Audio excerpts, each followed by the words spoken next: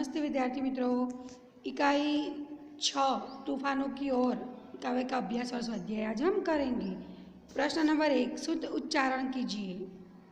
तूफान, सिंधु, यौवन, हृदय, अंधड़, मिट्टी, स्पंदन।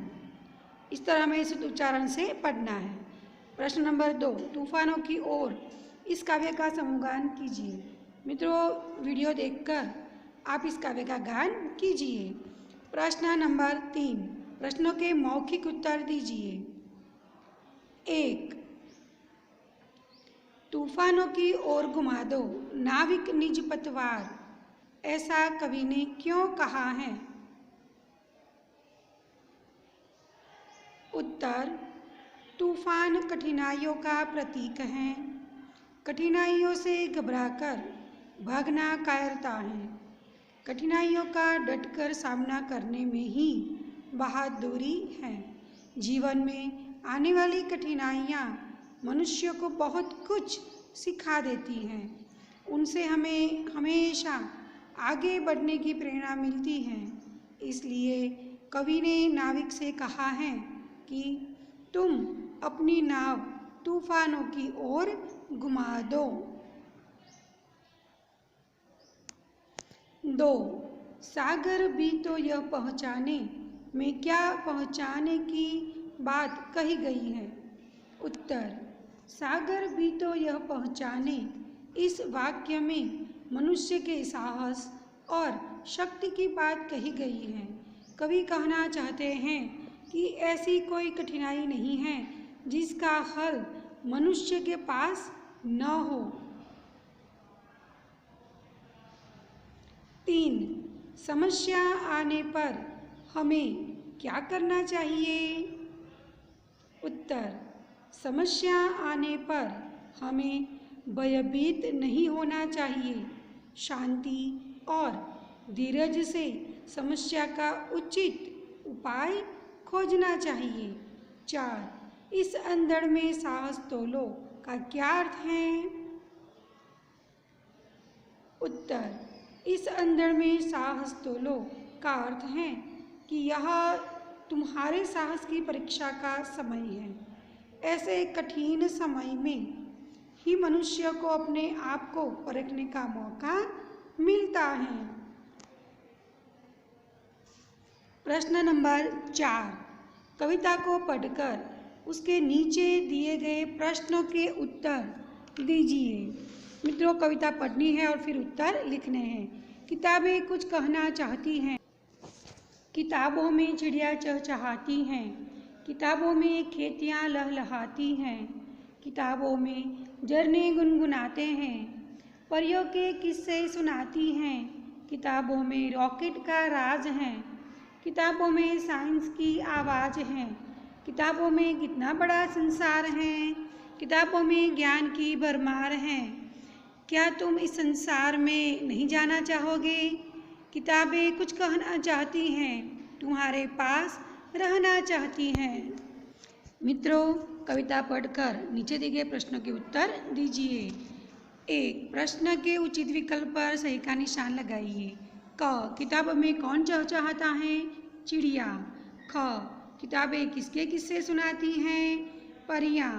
ग किताबों में किसके लहलहाने की बात है? खेतियाँ। प्रश्न नंबर 2 नीचे दिए हुए शब्दों का वाक्य में प्रयोग कीजिए। मित्रों, यहाँ जो शब्द दिए गए हैं उसका आपको वाक्य में प्रयोग करना है, यानी कि सभी शब्दों का वाक्य बनाना है। यहाँ देखिए, परियां। परियां स्वर्ग में रहती हैं। 2 किस्सा। किताबों में परियों के किस्से हैं। 3 संसार। किताबों का बहुत बड़ा संसार है। 4 भरमार। किताबों में ज्ञान की भरमार है। प्रश्न नंबर 3 प्रश्नों के उत्तर लिखिए। उसमें पहला प्रश्न है क किताबों में क्या क्या है? उत्तर किताबों में चिड़ियों की चहचहाहट, खेतों का लहलहाना, झरनों का गुनगुनाना, परियों के किस्से, रॉकेट का राज, साइंस की आवाज़ और ज्ञान का भंडार हैं। ख, हमें किताबें क्यों पढ़नी चाहिए? उत्तर, किताबों से हमें तरह तरह की जानकारी मिलती है। किताबें हमारा ध्यान बढ़ाती हैं, वे हमारा मनोरंजन करती हैं, इसलिए हमें किताबें पढ़नी चाहिए। ग, किताबों में ज्ञान की भरमार है, ऐसा कवि ने क्यों कहा है? उत्तर, किताबों से हमें इतिहास, भूगोल, नागरिक शास्त्र आदि का ज्ञान होता है। विज्ञान का ज्ञान भी हमें किताबें देती हैं। धर्म और अध्यात्म का ज्ञान भी पुस्तकों से मिलता है। हमें पुस्तकों से विविध विषयों का ज्ञान मिलने से हम कह सकते हैं कि किताबों में ज्ञान की भरमार है। ग, इस काव्य को उचित शीर्षक दीजिए। उत्तर, उचित शीर्षक किताबें, और दूसरा शीर्षक दे सकते हैं किताबें हमारी मित्र। प्रश्न नंबर 5, चित्र देखकर नीचे दिए गए शब्दों की मदद से छोटी सी कहानी बनाकर अपने वर्ग में सुनाइए। नीचे दिए गए जो शब्द यानी कि यहाँ जो शब्द दिए गए उन्हें ध्यान से पढ़िए। सुबह, घर, मेला, खिलौने वाला, ढेर सारे, बच्चे, जगाना, खरीदा, खुश, मुर्गा, रात, बक्सा और बाग। इन शब्दों से हमें कहानी बनानी है। यहाँ देखिए कहानी। भोलू नाम का एक लड़का था। नाम के अनुसार ही वह स्वभाव से बहुत भोला था। एक दिन वह माँ से पैसे लेकर पास के गांव में लगे मेले में गया। साथ में उसका बड़ा भाई भी था। मेले में भोलू ने एक खिलौने वाले के पास ढेर सारे खिलौने देखे। कई बच्चे उससे खिलौने खरीद रहे थे। भोलू ने 2 रुपये में एक मुर्गा खरीदा। उसे सुरक्षित रखने के लिए उसने मेले से एक बक्सा खरीदा। बक्से में मुर्गा रखकर दोनों भाई घर लौटे। मुर्गे के खिलौने के कारण भोलू बहुत खुश था। रात में उसने माँ से कहा, माँ, तू सवेरा होने पर मुझे मत जगाना। मुर्गा बांग देगा तो मैं आप ही उठ जाऊंगा। माँ मुस्कुराई और चुप रही। सवेरा हुआ, सूरज भी निकल आया। भोलू बहुत देर से उठा। उसने माँ से पूछा, क्या मुर्गे ने सुबह बांग दी थी?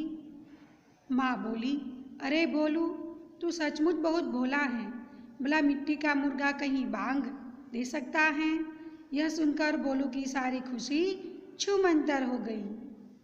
इस तरह कहानी लिखनी है। प्रश्न नंबर 6, आपके गांव में बाढ़ आए तो उस समय आप क्या करेंगे? गांव छोड़कर चले जाएंगे या गांव वालों की मदद करेंगे? अपने विचार कारण सहित बताइए। उत्तर, मेरे गांव में बाढ़ आ जाए तो मैं अपने गांव में ही रहूंगा और अपनी यथाशक्ति गांव के लोगों की मदद करूंगा। गांव पर आपत्ति आने पर गांव छोड़कर भागना तो कायरता है। आपत्ति के समय अपने गांव वालों की मदद करना हमारा कर्तव्य है।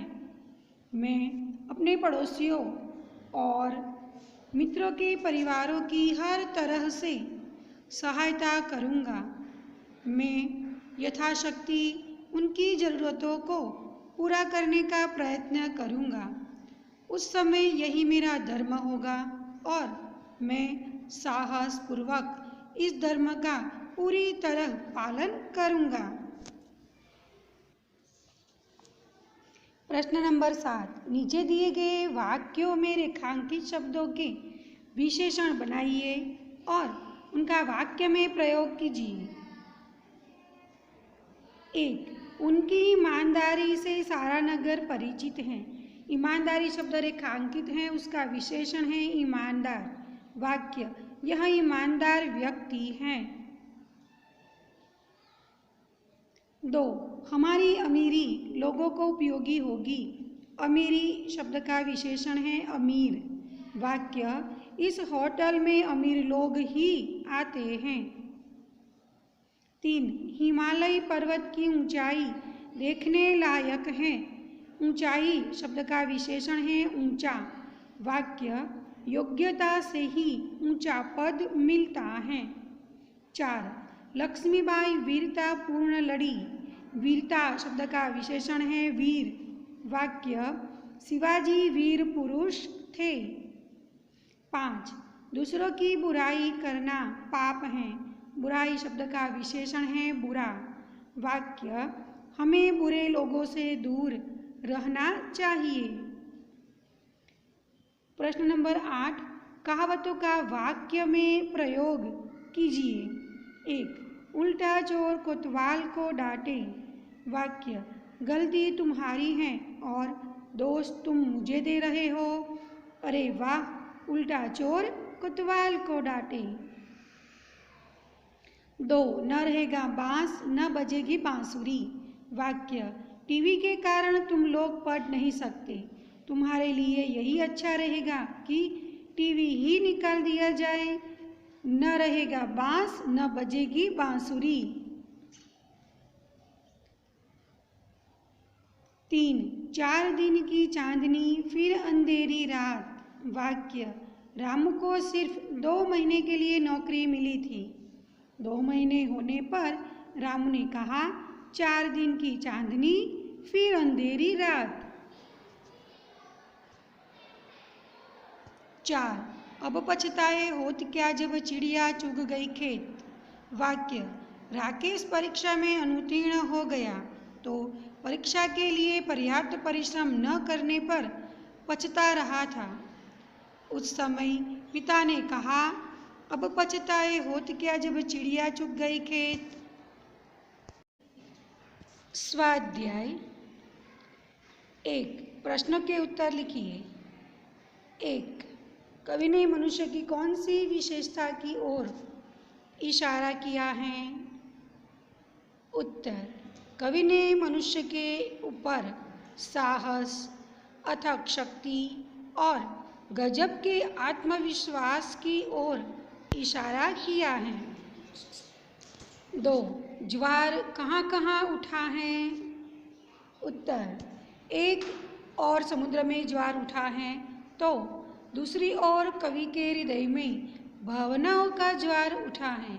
इस प्रकार समुद्र और कवि हृदय इन दोनों स्थानों पर ज्वार उठा है।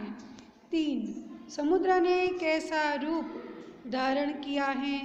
उत्तर, समुद्र ने बड़ा उग्र रूप धारण किया है। 4, कवि ने मनुष्य को मिट्टी का पुतला क्यों कहा है? उत्तर, क्योंकि मनुष्य धरती पर जन्म लेता है, वह मिट्टी में खेलकर बड़ा होता है। मिट्टी से उत्पन्न पदार्थों से ही उसका पालन पोषण होता है। मिट्टी उसकी माँ है। मनुष्य के मर जाने पर उसका शरीर मिट्टी में ही मिल जाता है। मिट्टी से मनुष्य की इसी अभिन्नता के कारण कवि ने मनुष्य को मिट्टी का पुतला कहा है। 5, माझी का हाथ कब तक नहीं रुकता?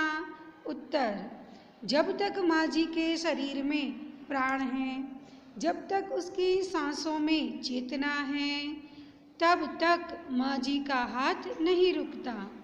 प्रश्न नंबर 2, इस कविता का भावार्थ अपने शब्दों में लिखिए। भावार्थ, तूफानों की ओर कविता में कवि सुमन ने बताया है कि यह संसार एक सागर है और प्रत्येक मनुष्य अपने जीवन रूपी नौका का नाविक है। संसार में तूफानों कठिनाइयों की कमी नहीं है। मनुष्य का कर्तव्य है कि वह उन कठिनाइयों में अपना धैर्य न खोए और साहस से उनका सामना करें। कठिनाइयों में ही मनुष्य के साहस, बल और बुद्धि की परीक्षा होती है। इसीलिए वह कठिनाइयों का स्वागत करें और उन पर विजय प्राप्त करें।